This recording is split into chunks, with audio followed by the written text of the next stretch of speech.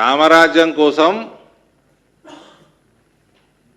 రామరాజ్య స్థాపన కోసం ప్రతి భారతీయుడు వెయిట్ చేస్తాడు.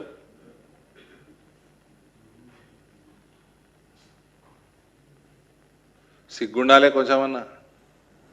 చెడగొట్టిర్రు ఇట్లాంటి వాళ్ళు హిందూ సమాజంలో.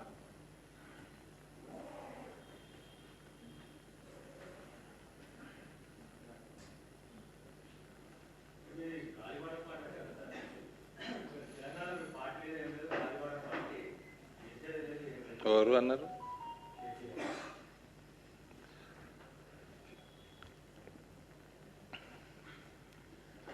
ఆయన ఎన్నిసార్లు చెప్పినా నీ చెల్లెని అడుక్కోరా భయ్య అని.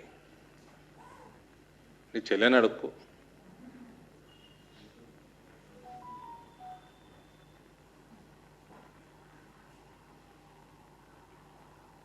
సమయం వచ్చినప్పుడు నీకు కూడా చెప్తాం, సిరిసిల్లలో కూడా చెప్తాం. నీ చెల్లెని అడుగు పాపం, ఎటు తిరుగుతుందో ఏం చేస్తుందో. రోజు నీ తోలు తీస్తుంది. నువ్వు వేరే తోలు తీసుడు కాదు, నీ తోలు తీస్తుంది నీ చెల్లె. మీ అయ్య తోలు కూడా తీస్తున్నది.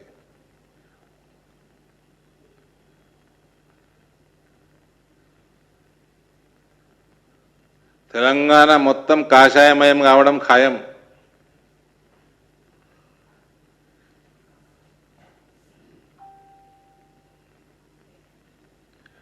ఒక్కసారి వస్తే మహేష్ బాబు గారు, ఒకసారి వస్తే పరిస్థితి ఏమైంది చూసారు కదా. ఇందూర్లో ఒకసారి బీజేపీ వచ్చింది, ఆ బీఆర్ఎస్ మహిళ పరిస్థితి ఏమైంది చూసినరా?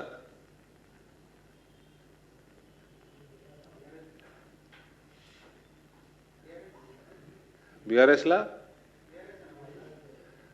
అంతే అన్నట్టు. కానీ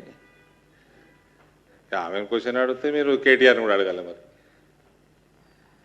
ఏదో కేసీఆర్ నడిపించిండు, ఉద్యమం నడిపిండు, ముందుండి నడిపిండు, అదే వచ్చింది. 10 ఏళ్ళు వేసిండ్రు. గీళ్ళ ముఖాల కూడా ఓటేసిండండి. ఈ కేటీఆర్, ఈ కవిత, వీళ్ళకి చూసి ఓటేసిండ్రు. వీళ్ళు వచ్చినందుకు ఆ కేసీఆర్ భ్రష్టు పట్టిండు. కేసీఆర్ చేసిన అతిపెద్ద తప్పు జీవితంలో వీళ్ళిద్దరిని రాజకీయాలకు తేవడం, వాళ్ళ పార్టీలకు తేవడం.